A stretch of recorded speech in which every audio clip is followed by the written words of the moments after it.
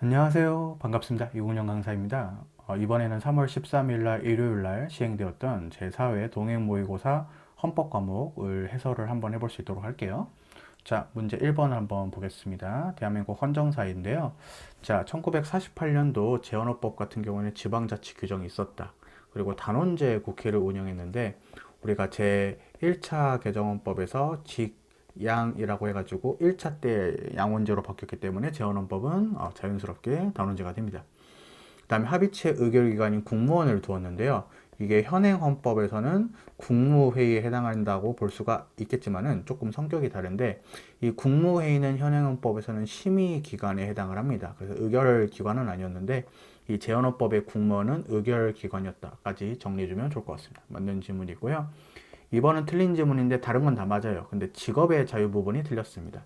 직업의 자유 같은 경우는 제5차 개정헌법에서 인감, 극단, 직이라는 두 문자를 사용해가지고 직업의 자유가 5차 개정헌법 때 신설이 되었고 재헌헌법 때부터는 없었기 때문에 전체적으로 맞는데 틀린 지문이 되겠습니다. 자, 죄송합니다. 3번. 자, 제2차 개정헌법은 여러분들 두 문자를 옆에다 써보겠습니다. 그래서 초, 자, 개, 발, 그다음에 중국 이렇게 하면 좀 더 편하다 그랬죠. 그래서 여러분들 주권의 제약이나 영토 변경 우리가 중대 사항으로 읽으면 이 중대 사항에 대한 국민투표를 규정했다. 그 다음에 헌법 개정에 대해서 국민 발안제를 채택했기 때문에 발작을 쓸 수 있다. 그 다음에 헌법 개정 시 개폐할 수 없는 조항을 명시했고요. 그 다음에 개별적 불신임 제도가 여기에 있죠. 개자. 그 다음에 자유시장 경제 질서 체제의 전환. 그래서 자자가 였기 때문에 전체적으로 두 문자로 쉽게 해결할 수가 있었는데 어차피 답은 2번이었으니까요. 4번 같은 경우에는 전체적으로 맞는데 제3차 개정헌법은 각, 본, 정, 중입니다. 그래서 정중을 정치적 중립성 이렇게 할 수 있으면 되겠고요. 그 다음에 본질적 내용 침해 금지 원칙은 본자를 따면 되겠고요. 그다음 헌법재판소를 설치했는데 이게 바로 폐지가 되지만은 현행 헌법에서 부활을 한다 정도까지 여러분들이 정리해 주면은 헌정사 어렵지만 답을 맞춰 나갈 수는 있을 것 같아요. 그래서 답은 2번이 드렸기 때문에 2번을 찍겠습니다. 자, 문제 2번으로 넘어가죠. 1번. 현행헌법은 신뢰보호에 관한 명문 규정을 두고 있지 않습니다. 틀린 지문이고 해설을 보시면 소급입법 금지 원칙은 규정이 있습니다. 자, 밑에 있는 해설을 보시면 이렇게 돼 있죠. 자, 그 다음 2번 보시면은 개인의 신뢰에 의한 보호 가치는 따라서 달라집니다. 어떻게 달라지냐면은 개인 행위가 국가에 있어서 일정 방향으로 유인됐을 때는 우리가 신뢰도가 높아지게 되죠. 하지만 단지 법률이 부여한 기회를 활용한 것으로서 원칙적으로 사적인 위험 부담에 속하는 것인지 이런 것들은 신뢰가 그렇게 높다고 볼 수가 없습니다. 그래서 이것에 따라서 달라지는 것이기 때문에 틀린 지문이고요. 이번 질문은 위헌 키워드를 바로 볼 수 있죠. 지방고시의 최저 시험일을 갑자기 예년과 달리 연도말로 정했다. 그래서 나이 제한에 걸려가지고 시험을 못 본 사람의 정당한 신뢰를 해야 하는 판례가 있죠. 그래서 3번이 답이 되겠고요. 다음에 4번은 이런 판례였죠. 우리가 기존 특허 공무원 중에 일부에게만 국법을 적용해서 변리사 자격을 부여했고 갑자기 이것을 끊어버리는 것은 기존에 있었던 사람 중에 일부 혜택을 받지만 그 신뢰를 가지고 있던 어떠한 일부의 특허 공무원들에 대해서는 신뢰를 침해하는 판례이죠. 그래서 부칙 조항이 신뢰 원칙 위배가 되는데 안 된다고 했으니까 틀린 지문이 답이 되겠습니다. 답은 3번입니다. 문제 3번으로 넘어가죠. 여러분들 법률 여부 원칙인데요. 자, 법률이 국민의 기본권 실현과 관련된 영역에 있어서 본질적인 사항이라고 되어 있네요. 자, 여러분들 우리가 모든 사항들을 국회가 만든 법률로 규정할 수는 없죠. 그렇지만 그래도 본질적인 사항들은 국회가 법률로서 규정을 해야 된다. 이 원칙 우리가 의회 유보 원칙이라고 합니다. 근데 이제 대부분의 모든 경우들을 다 법률로 규정할 수가 없기 때문에 법률에 근거하면은 된다. 행정작용이 이 원칙 우리가 법률 유보 원칙이라고 하죠. 그래서 이 지식을 바탕으로 풀어보면 본질적인 사항들은 스스로 결정을 해줘야 됩니다. 행정입법에 위임을 하는 것은 법률 유보 원칙이 위배가 되는 것이기 때문에 틀린 지문이고요. 우리가 개념이 조금 헷갈릴 수가 있는데 이 두 가지를 보면은 법률 유보 원칙이 되게 큰 원칙이고요. 그다음에 그 안에 의회 유보 원칙이 있게 됩니다. 본질적인 사항에 대해서 정해야 된다.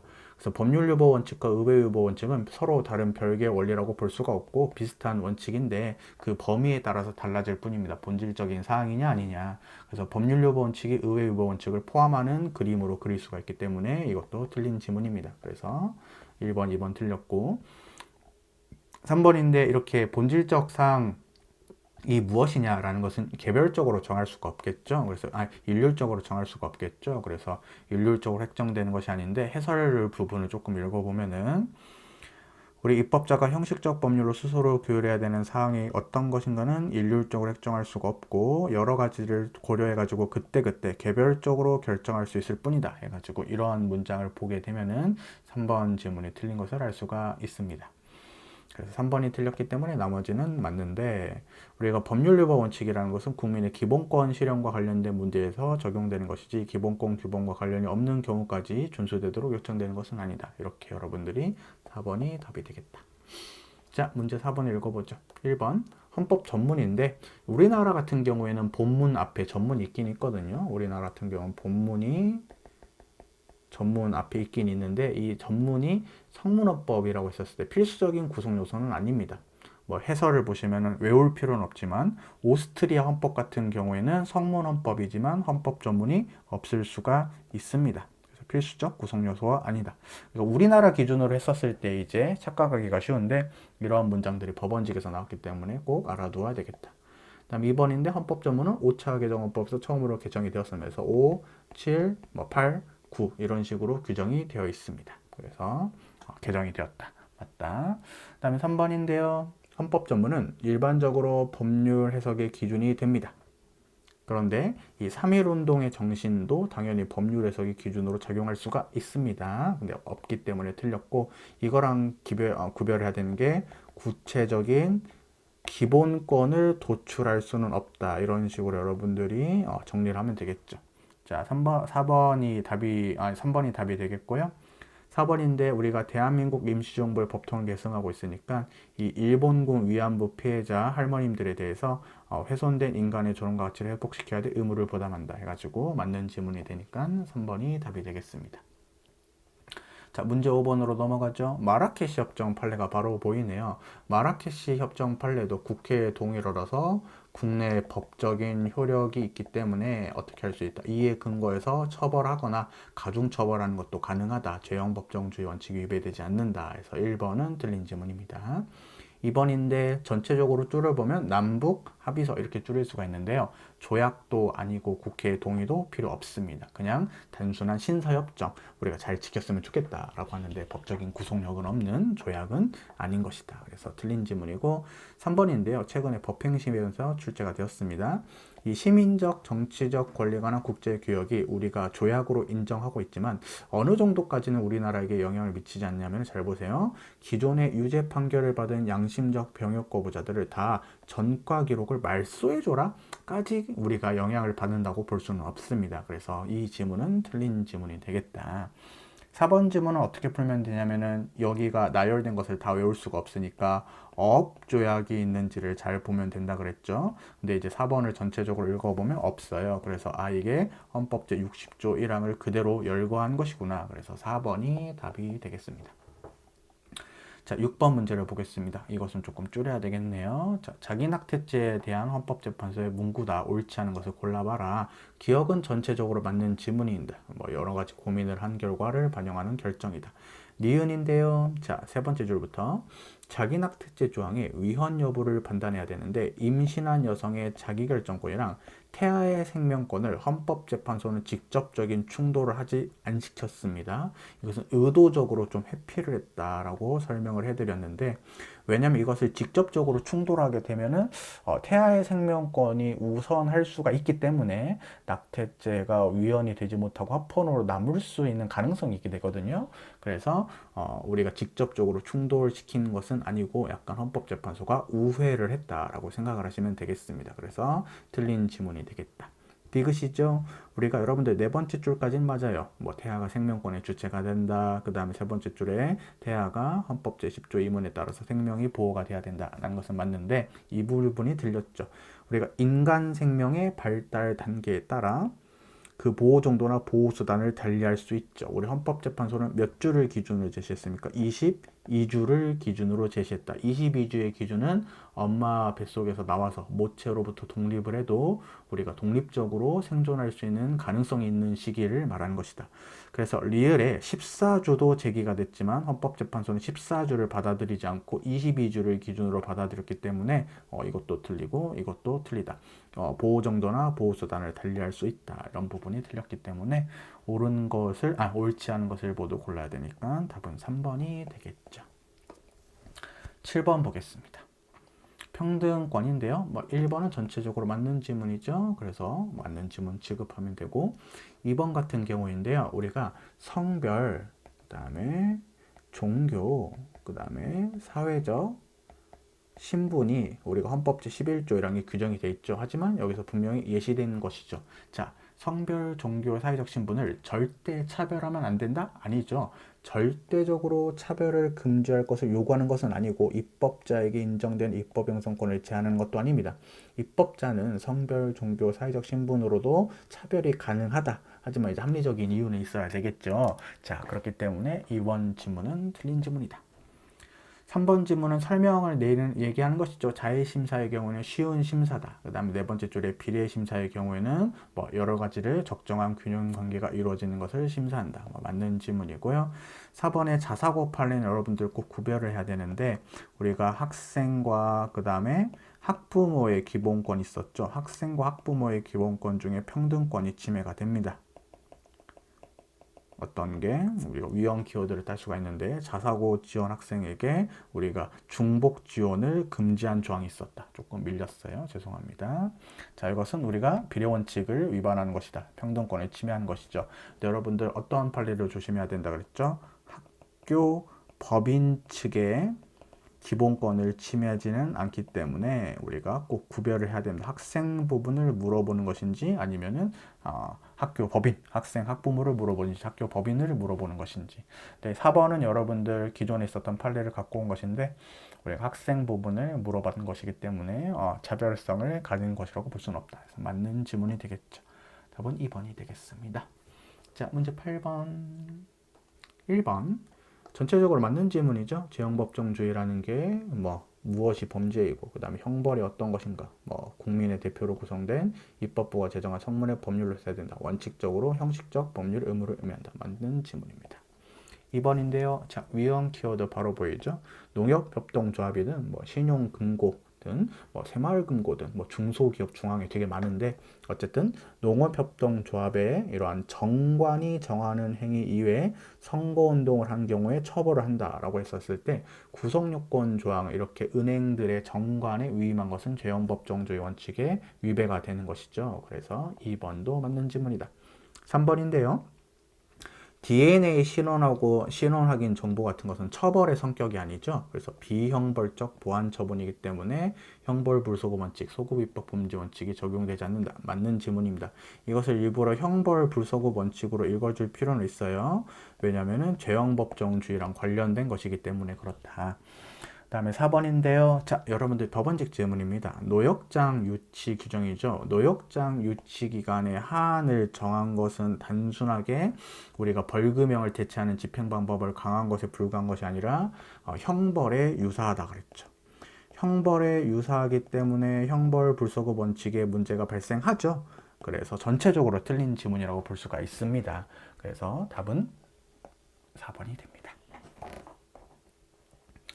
네, 그 다음에 잘 찍혀 있는지 한번 확인한 다음에 제가 이거 2번 날려가지고 트라우마가 조금 생겼습니다. 자, 9번은 성실성을 조금 판단하는 것이다. 그래서 제가 해설을 따로 할 건 없고 여러분들 이제 이렇게 가정의뢰 참뜻 판례, 그 다음에 잔인성 판례, 그래가지고 음란성이랑 꼭 구별하시면 되겠다. 이것은 명확성 원칙 위배가 되고, 그 다음에 그 밖의 정치단체 판례, 그 다음에 저속 판례. 그 다음에 미음은 주의를 해주면 되겠습니다. 자, 여러분들 전문 과목을 표시한 치과 의원에게 그 표시한 전문 과목에 해당하는 환자만을 진료하도록 한 게 위헌은 위헌인데요. 우리가 과잉 금지 원칙에 위반했기 때문에 직업의 자유를 침해하는 것은 맞는데 명확성의 원칙 부분은 위배되지 않았습니다. 그래서 명확성 원칙이 위배되지는 않고 비읍도 명확성 원칙이 위배되지 않고 시옷은 뭐 알몸을 지나치게 내놨다. 가려야 할 곳을 내놨다. 이런 것들은 명확성 원칙 위배가 되기 때문에 우리가 조금 성실하게 외워주셨으면 좋겠다. 그래서 이번 모의고사는 딱히 어렵게 내려고 하진 않았지만 이런 식으로 조금 암기성 있는 어떤 내용들을 좀 내보긴 했어요. 그래서 1개, 2개, 3개, 4개, 5개이기 때문에 답은 3번이 되겠습니다. 네, 잘 따라오고 있군요. 10번 문제 보겠습니다. 자, 여러분들 압수수색의 사전 통지나 집행 당시의 참여권 쉽게 생각해 보면 압수나 수색을 당할 수는 있는데 우리가 집행 당시에 그 사람이 꼭 참여를 해야 되느냐라는 권리가 헌법의 명문에 규정은 되어 있지 않습니다. 헌법은 단지 압수수색을 할 때 사전 영장이 필요하다 이 정도는 규정이 되어 있는데 여기 집행 당시에 참여권의 보장 이런 것까지는 좋은 방법일 수는 있겠지만 헌법상 명문으로 규정된 것은 아니다. 맞는 지문입니다. 2번은 쉽죠. 탄핵소추 절차 같은 경우에는 적법 절차 원칙이 직접 적용되지 않죠. 틀린 지문이고 3번 지문인데 조금 어렵습니다. 여러분들 적법 절차 원칙에서 중요한 게 당사자에게 적절한 고지를 해야 되고요. 의견 및 자료 제출의 기회를 부여야 되는데 모든 상황에 대해서 다 그럴 수가 없어요.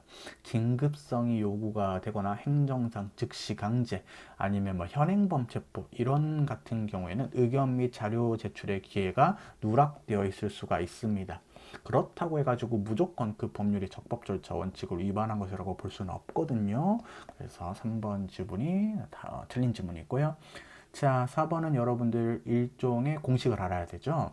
우리가 피압수자 해가지고 뭔가 범죄 혐의가 있나 봐요. 자, 그러면은 우리가 어떠한 범죄 증거물, 압수물인데 여러분들 압수물 같은 경우에는 유죄 증거로도 사용할 수 있지만 무죄 증거로도 사용할 수 있습니다. 그래서 함부로 폐기하면 안 되는데 두 가지 요건이 모두 충족이 돼야 됩니다.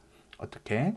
소유권 포기와 같이 동시 and로 위험 발생, 보관에 위험이 있어야 되는데 우리가 4번 보시면은 첫 번째 줄에 보관 자체가 위험하다고 볼 수가 없었기 때문에 이 요건을 충족하지도 못하는데도 불구하고 폐기를 허용하는 것은 적법 절차 원칙이 위배가 되는 판례라고 여러분들이 공부를 하게 됩니다.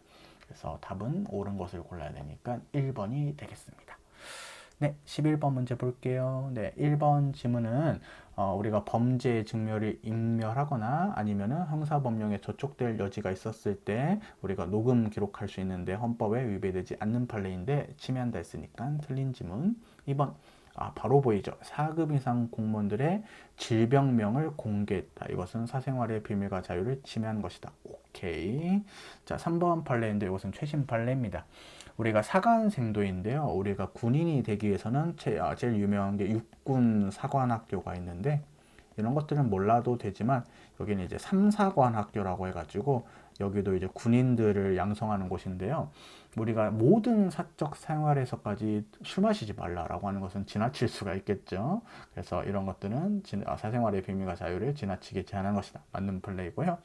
4번은 여러분들 빨리 볼 수 있죠. 경찰서장께서 뭐를 제공받았다? 국민건강보험공단으로부터 이게 제일 핵심 키워드인데 요양급여 정보를 제공받은 것은 헌법에 위배되는 판례다. 과도한 침해다 라는 것이죠. 그래서 1번이 답이 됩니다. 네, 그러면 12번 보겠습니다. 양심의 자유이죠. 헌법이 보호하려는 양심은 어떤 일을 옳고 그름을 판단함에 있어서 그렇게 행동하지 아니하고는 자신의 인격적인 존재 가치가 허물어질고 말 것이라는 강력하고 진지한 마음의 소리다. 전체적으로 맞는 지문. 2번, 여러분들 양심이라는 것은 꼭 다수의 사고 가치관과 일치할 필요 없죠. 주관적이다. 그래서 소수의 양심도 보호가 돼야 된다. 그렇기 때문에 네 번째 줄 오른쪽에 이성적, 합리적인지 여부, 타당한지 법질서에 일치하는지 여부는 양심의 자유를 판단하는 기준이 될 수가 없습니다. 그럼 여러분들 양심의 기준이라는 것은 뭐냐면은 깊고 그 다음에 진실하고, 그 다음에 확고한 문제이죠. 그래서 여러분들 4번에 양심은 내면의 영역인 것은 맞는데 양심적 병역법으로 인정이 되려면 그것이 깊고 진실하고 확고해야 됩니다. 자, 그런데 그런 거랑 관계없이 병역법에 따라서 처벌할 수 없다. 이것은 우리가 틀린 지문이 되겠죠. 이런 것들이 중요한 요소인데요. 그렇죠? 3번 한번 보겠습니다. 우리가 양심 실현의 자유죠. 그럼 외우로 표현이 되는데 우리가 제한될 수 있는 상대적 자유이고요. 비교했을 때 내심에 머무르는 양심 형성의 자유 같은 경우에는 우리가 절대적 기본권으로 인정하는 경우도 있었다. 이렇게 비교를 하면 되겠죠. 그래서 답은 4번이 되겠습니다. 문제 13번, 1번. 종교 전파의 자유가 있긴 있지만 우리가 국민이 선택한 장소에서 아무렇게나 막 행사할 수 있는 것까지 보장하는 것은 아니다. 아프가니스탄 판례였는데요. 우리나라의 주권이 미치지 않는 지역까지 막 행사할 수 있는 것은 아니다. 그래서 맞는 지문이 되겠죠. 그다음 2번인데요. 우리가 군종 장교 판례입니다. 군종 장교 판례인데 우리가 다른 종교를 비판을 했지만 3번을 또 읽어볼게요. 종교적인 목적을 가진 언론 출판의 경우에는 고도의 보장을 받기 때문에 이 군종 장교가 2번 질문으로 돌아와서 다른 종교를 비판했다라는 것만으로 직무상의 위법이 있다라고 한 것은 아닌 판례입니다. 그래서 2번이 틀린 질문이 되겠고 3번은 건질 수 있고 4번인데 이른바 미션 스쿨 같이 종교단체가 초등학교, 중학교, 고등학교를 설립해도 우리가 공교육을 담당하는 것이기 때문에 우리가 학교 설립 인가를 받아야 되는 것은 헌법에 위반된다고 볼 수가 없습니다. 그래서 종교단체가 운영하는 학교이지만 우리가 학교 설립 인가를 받도록 하는 것은 헌법에 위배되지 않는다라고 알 수가 있겠죠. 답은 2번이 되겠습니다. 14번. 자, 14번은 여러분들 위험 키워드가 바로 보이고 사전 허가에 해당하는 것이 바로 보이죠. 바로 등급 분류 제도 자체는 좋지만 보류 제도입니다. 이것은 검열에 해당하죠. 네, 니은과 디귿은 하나의 판례라고 볼 수가 있는데 우리가 행정부가 있고요. 그죠? 그다음에 민간위원회라는 게 있었을 때 이 민관위원회가 사전심의 절차를 형성을 한다면은 국민에게 이렇게 영향을 미치겠지만 이게 형식이 중요한 게 아니라 실질이 중요하기 때문에 행정부가 민관위원회에 이렇게 영향을 미칠 수가 있다면은 결국 행정부가 직접 국민에게 사전 절차를 하는 것이 아닌가라고 읽을 수가 있죠. 그래서 니은 보시면은 검열을 행정기관이 아닌 독립적인 위원회에서 행한다고 할지라도 행정권이 주체가 돼서 검열 절차를 형성하고 검열기관의 구성에 지속적인 영향을 미친다면 이런 그림이 되기 때문에 실질적으로 그 검열기관 행정기관으로 봐야 된다. 맞는 지문이고요. 디귿은 같은 지문이죠. 민간심의기구가 심의를 담당하는 경우에도 행정권이 개입해서 그 사전심의의 자율성이 보장되지 않는다면 결국 행정기관의 사전검열에 해당한다. 이런 판례였습니다. 그 다음에 리을도 맞는 지문인데 헌법상 사전검열은 표현의 자유 대상이면 예외 없이 금지되기 때문에 어디에도 상업 광고도 표현의 자유 보호 대상이기 때문에 상업 광고도 사전검열 금지 원칙이 적용이 된다. 이렇게 읽을 수가 있죠. 전체적으로 다 맞는 지문이네요. 4번이 답이 되겠습니다. 이제 15번 넘어가죠. 자, 1번. 우리 집시법은 이제 정치적인 집회결사의 자유를 제한하는 것이기 때문에 집회 및 시위에 관한 법률은 우리가 학문, 예술, 체육, 종교, 의식, 침묵, 오락 이런 것들은 법률상 신고 대상이 아닙니다. 맞고 2번 결사의 자유인데요. 우리가 법인에게도 인정되는 권리이긴 하지만 우리가 영리단체도 결사의 자유 주체가 될 수가 있어요. 그래서 2번이 답이 바로 되겠고요. 3번인데 우리가 집회에 대한 허가금지 조항은 3차 개정헌법에서 최초로 규정이 됐다가 유신헌법에서 삭제가 됐어요. 좋은 건 유신헌법에서 웬만한 건 삭제가 됐다가 현행헌법에서 다시 규정됐다. 맞는 지문이 되겠고요. 4번인데요. 여러분들 합헌 키워드죠. 안마사들로 하여금 의무적으로 대한안마협회에 회원이 되라. 그래서 우리가 싫을 수는 있겠지만 시각장애인 분들을 모아가지고 도와드리도록 하는 취지가 있었기 때문에 헌법에 위배되지 않는다라고 알 수가 있었어요. 네, 그러면은 2번이 답이었다. 16번 한번 보죠. 옳지 않은 것을 모두 이제 골라봐라 이거겠는데, 자, 기업 같은 경우에는 이런 판례였습니다. 주거로 사용하던 건물이 수용이 된대요. 그러면은 우리가 수용이 되면은 이사를 가야 되죠. 수용이 되냐 마는 것은 재산권의 문제이고 이사를 가게 되는 것은 거주 이전의 자유의 문제이긴 한데요. 여러분들 내가 수용을 당하지 않으면 이사는 부수적으로 자연히 가지 않을 수가 있겠죠. 그래서 여러분들 첫 번째 줄을 보시면은 그 효과로 거주지도 이전해야 되는 것은 사실이지만 이것은 수용을 당하냐 안 당하냐에 따른 부수적 효과이기 때문에 이 재산권 침해 여부만 판단하면 그것은 굳이 판단할 필요는 없다라는 판례입니다. 그래서 이런 조항이 청구인의 재산권을 침해했는지 여부를 판단하는 이상 거주 이전의 자유 침해 여부는 별도로 판단하지 않는다. 맞는 지문이죠. 그 다음에 니은이죠. 여러분들 누구든지 주민등록이 어디 돼 있는지랑 그 다음에 우리가 거주지가 어디 있는지랑 상관은 없어요. 우리는 거소도 인정하고 있기 때문에 그렇고요. 그 다음에 영내에 기거하는 현역병 같은 경우에는 우리가 이미 병역법으로 인해서 거주 이전의 자유를 제한받기 때문에 영내에 기거하는 현역병은 그가 속한 세대의 거주지에서 등록해야 된다는 규정은 거주 이전의 자유를 제한하지 않는다. 또 전체적으로 맞는 지문이죠. 디귿인데 디귿은 틀린 지문인데요. 우리가 국적을 가지고 이를 변경할 수 있는 권리, 즉 국적 변경의 자유, 그 다음에 대한민국 국적을 버리는 자유, 국적 이탈의 자유. 그래서 국적 이탈의 자유 등, 그 다음에 변경의 자유 등 둘 다 우리가 거주 이전의 자유에 포함이 되는 것이지 헌법 제10조로부터 도출되는 것은 아닙니다. 이것은 소수 의견을 표현한 것입니다. 그래서 틀린 지문이 되겠습니다. 자, 리을인데요. 기간에 제한 없이 기여와 허가를 취소할 수 있습니다. 왜냐하면 이유가 숨어 있는데 거짓이라든지 아니면 부정한 방법으로 취득한 경우에는 기여와 허가를 얼마든지 취소할 수 있다. 이것은 헌법에 위배되지 않는 것이고요. 미음인데요. 체류 자격 변경 허가는 쉽게 말하면 비자예요. 비자. 비자가 여러 가지 종류가 있어요. 여행 비자가 있고, 뭐 결혼 비자가 있고, 그 다음에 뭐 취업 비자 이런 것들이 있는데 가장 문제가 되는 게 이거예요. 외국인이 우리나라에 비자를 받았는데 여행 비자로 들어와요. 근데 우리나라에서 일을 하려고 취업 비자로 바꾸려고 하고 있거든요. 근데 이런 것들을 제한 없이 허용을 하게 되면 문제가 생길 수가 있어요. 외국인이 우리나라에 너무 많이 무분별하게 들어올 수가 있으니까. 그래서 이런 일자리 민감한 문제이기 때문에 이 체류 자격 변경 허가 같은 경우에는 우리가 재량권을 인정을 하고 있습니다. 그래서 맞는 지문으로 볼 수가 있겠는데요. 우리가 옳지 않은 것을 골라야 되니까 한 개가 답이 되겠죠. 그래서 답은 1번이 되겠습니다. 네. 17번 보겠습니다. 자, 성매매 같은 경우도 직업에 해당하죠. 그래서 성매매 행위, 소득활동에 해당하기 때문에 성매매 행위를 처벌하는 것은 직업의 자유를 제한하지만 또 침해는 아니죠. 뭐 이렇게 읽으면 되겠다. 맞는 지문 2번.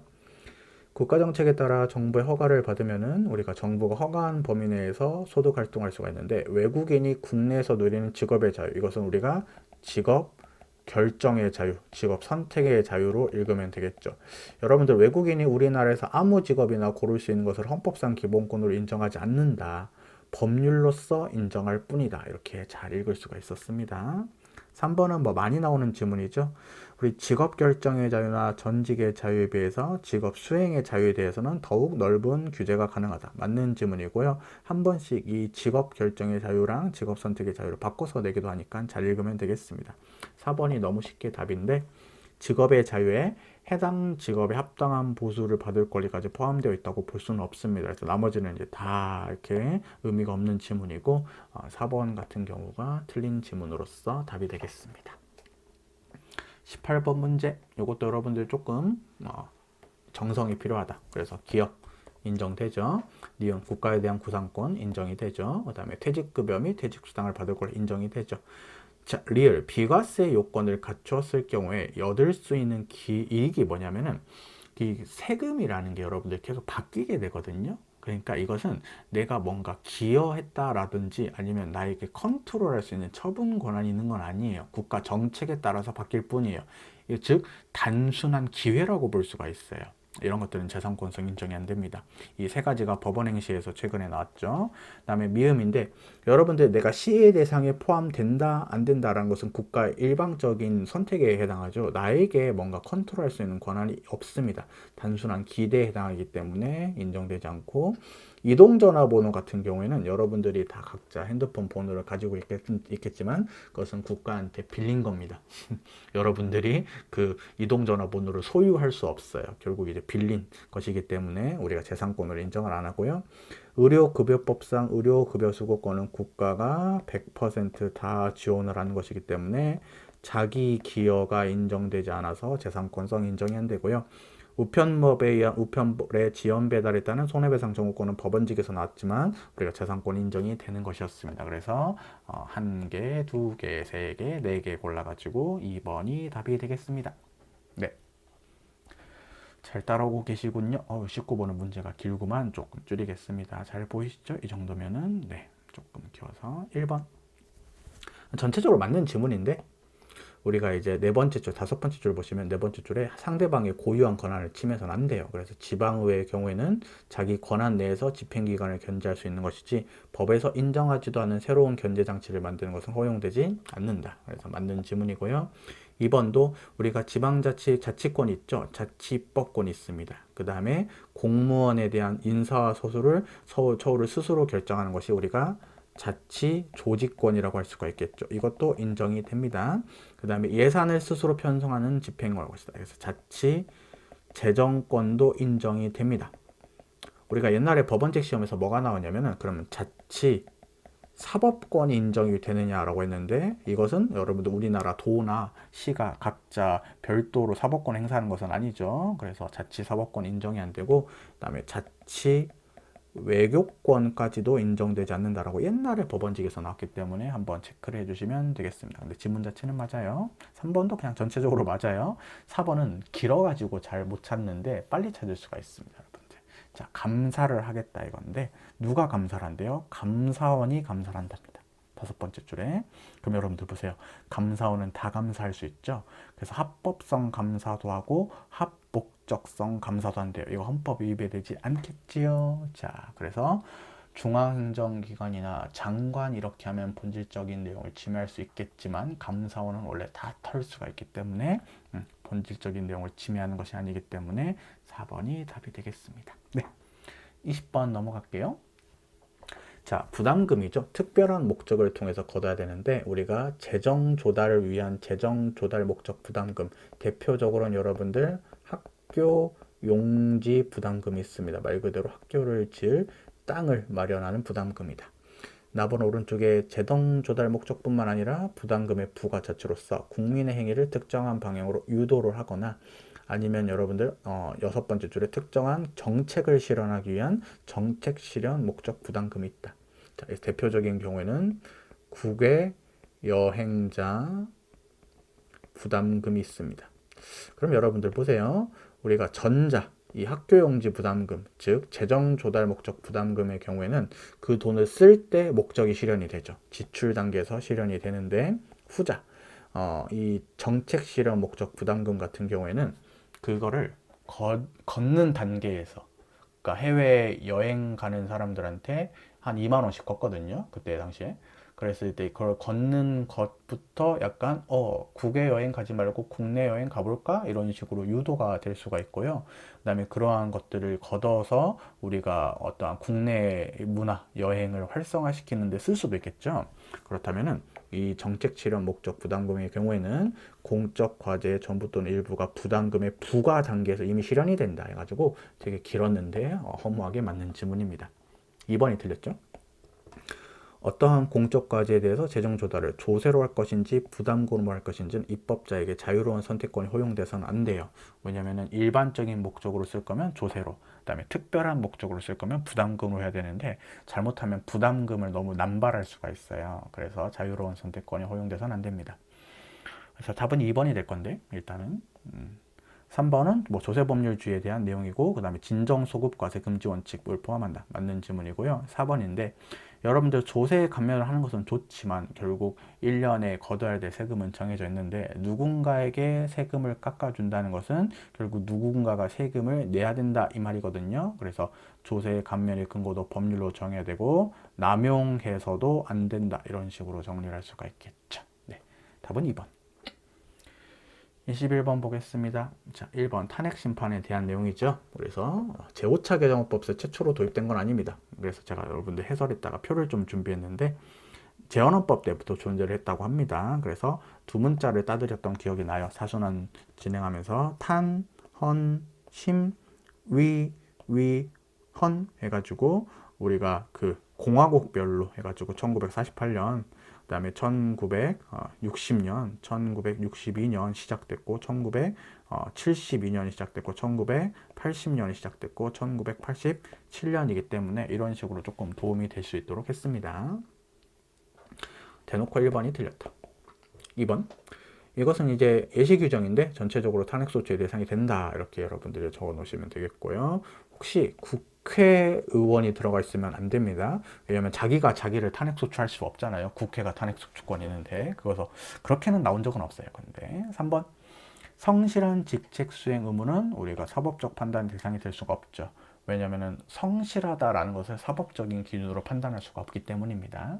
그래서 3번 맞는 지문이고 4번인데요. 전체적으로 맞는 지문이죠. 어떤 것이 포인트냐면은 국회가 탄핵소추 사유에 대해서 별도의 조사를 안 했다. 상관없어요. 국정조사 결과나 특별검사 수사 결과를 기다리지 않았다. 상관없어요. 어차피 탄핵소추 절차는 파면을 시키기 위한 별도의 절차에 불과하기 때문에 얼마든지 재량껏 할 수가 있다. 그래서 맞는 질문이고 답은 1번이 되겠습니다. 자, 22번. 자, 여러분들 사전한테 정리해드렸던 거 기억이 나실지 모르겠지만 이렇게 한번 써볼게요. 인사청문 특별위원회는 두 가지 요건 중에 하나가 돼야 됩니다. 바로 국회가 동의를 해서 대통령이 임명을 해야 되죠.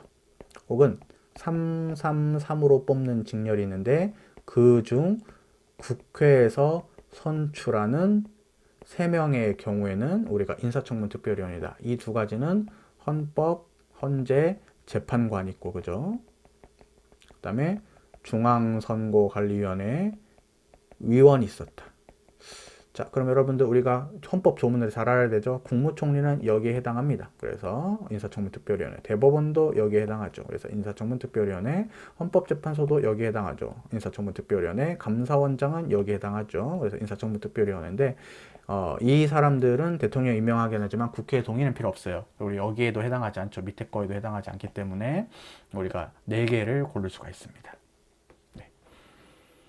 네, 그 다음에 23번으로 넘어가죠. 네, 거의 다 왔죠. 자, 23번도 여러분들 정리해드린 거 잘 맞추라고 한 거예요. 이러한 문제가 뜬금없이 나오는 게 아니라 법원 행시에서 나왔던 적이 있었다. 그래서 여러분들 두 문자를 조금 웃긴 거 따드렸죠. 배고프네요. 제가 좀 새벽에 찍고 있는데 배가 고픕니다. 그래서 뭐가 문제가 되냐면은 헌법에 규정된 국회의원의 의무가 있는데 청국, 양지 두 그릇 못 먹어 해가지고 청렴의 의무, 국가 이익 우선 의무, 청국장, 양심에 따른 직무 수행 의무, 지위남용 금지 의무, 양지머리 국밥 맛있겠다. 그 다음에 검직 금지 의무가 있습니다. 그래서 한 번씩 보면은 우리가 디귿에 직무 수행에 있어서 국가 이익 우선 의무 있죠. 그 다음에 지위남용 금지 의무 있어요. 청렴의 의무 있습니다. 양심에 따른 직무수행 의무 이 4가지가 헌법에 규정된 것이고 이 2가지는 헌법에 규정된 게 아니라 국회법에 규정되어 있을 뿐이기 때문에 우리가 2개를 고르면 되겠죠. 그래서 3번이 답이 되겠습니다. 자, 24번 위헌심사형 헌법 소원시판이네요. 위헌심사형. 그럼 여러분들 잘 보세요. 1번 당해 소송이 1심이랑 항소심에서는 각하됐어요. 근데 어떻게 대법원까지 갔나 봐요. 근데 대법원에서 여러분들 보세요. 대법원에서 각하를 시키겠다 안 시키겠다 유지될지 불분명하대요. 그러면 본안 판단의 가능성이 있어요. 본안 판단을 하게 되면은 그 사람이 소송에서 기각이라든지 아니면 패소 판결을 받을 수 있는 가능성이 생깁니다. 그렇다면은 내가 패소하거나 유죄가 뜰 수 있었을 때 어떻게 할 필요가 있다? 이 관련된 법률 조항을 위헌으로 만들어서 재판의 결과를 바꿔버릴 수 있는 실익이 있죠. 왜? 1심이랑 2심에서는 각하였지만 3심에서는 본안 판단할 수도 있으니까, 칠 수도 있으니까. 이걸 우리가 재판의 전제성이 인정이 될 수 있는 경우라서 우리가 1번이 틀린 지문입니다. 2번. 여러분들 과태료를 자진 납부하잖아요. 끝이에요. 종료예요. 더 이상 다툴 수가 없어요. 소송을 못해. 어차피 의미가 없습니다. 이 과태료 부과처분을 다시 돌려달라고 할 수가 없어요. 그래서 아무런 의미가 없는 것이기 때문에 맞는 질문이요. 재판의 전제성이 인정되지 않는다. 3번인데요. 우리가 형사소송법 공부를 했어요. 우리가 1번은 재심 사유가 있어서 재심이 적법한지를 따지는 단계이고 이게 통과가 돼야지 다시 유무죄라는 본안 판단을 할 수가 있겠죠. 잘 읽어보겠습니다. 당해 사건이 재심 사건이에요. 이렇게 규정이 되는데 심판 대상 조항이 재심 청구 자체 적법 여부에 대한 적용되는 법률 조항이 아니래요. 즉 여기에 적용되는 게 아니라 재심 사유가 있냐 없냐 이 조문이 아니라 본안 사건에 대한 재판에 적용될 법률 조항이에요. 그럼 여기에 적용된다는 거잖아요. 잘 보세요. 이거 아마 구성요건 조항일 거예요. 처벌 규정일 거예요. 왜냐하면 처벌 규정이 바로 유무죄를 판단하는 규정이 되겠죠. 자, 그러면은 보세요. 유무죄 본안 판단에서 이 처벌 규정을 위헌으로 만들려면 뭐가 통과가 돼야 된다? 재심 사유가 적법한지가 통과가 돼야 된다. 그래서 이렇게 되려면은 먼저 재심 청구가 적법하고 재심의 사유가 인정돼야지 유무죄 본안 판단으로 나아가가지고 위헌 여부를 판단할 수 있는 재판의 전제성이 인정이 되게 됩니다. 그래서 3번은 맞는 지문이다. 어렵다. 4번. 여러분들 행정처분에 대해서 제소기간이 도가잖아요. 그럼 무조건 각하예요. 재판의 결론이 달라질 게 있다 없다? 없습니다. 그래서 재판의 전제성이 인정되지 않는다가 맞는 지문이죠. 그래서 답은 1번. 자, 25번 보겠습니다. 청국장 얘기했더니 배가 고프네요. 1번 죄송합니다. 우리가 헌법상의 다시 권한쟁의 심판의 당사자 능력이 인정이 되려면 헌법에 의해서 설치가 돼야 되죠. 국가인권위원회가 되게 중요한 역할을 하긴 하지만 법률에 의해서 설치된 기관일 뿐이기 때문에 당사자 능력이 인정되지 않는다. 맞는 지문입니다. 2번. 여러분들 법률을 개정하는 주체는 국회예요. 국회가 피청구인 적격이 있어야 됩니다. 그랬을 때 국회의장이나 상임위원회 위원장은 피청구인 적격이 없습니다. 맞는 질문이고 3번인데 국가기관이랑 지방자치단체랑 권한쟁의가 세웠대요. 그럼 우리 국토교통부 장관이 국무위원회에 해당할 수가 있기 때문에 우리가 국가기관으로서 당사자가 될 수가 있습니다. 맞는 지문이고 4번이 틀린 지문인데 이런 판례였죠. 여러분들 우리가 국회가 이렇게 있으면은 국회의원이 이렇게 있잖아요. 우리 국회의원의 이 심의 표결권은 내부적으로만 우리가 침해가 가능하죠. 그래서 대통령이 아무리 조약 같은 것을 지지고 볶고 해도 우리가 내부적인 문제가 아니고 외부 기관이기 때문에 이 국회의원의 심의 표결권을 침해할 수 있는 가능성이 있다 없다? 없는 판례입니다. 그래서 4번이 답이 되겠습니다. 자, 여기까지 우리가 제4회 동행헌법 모의고사 해설을 마칠 수 있도록 하겠고요. 앞으로도 여러분들 합격을 위해서 최선을 다해서 여러 가지를 준비해서 컨텐츠를 준비할 수 있도록 하겠습니다. 여러분들 고생 많으셨고요. 자, 이만 물러가겠습니다. 고맙습니다.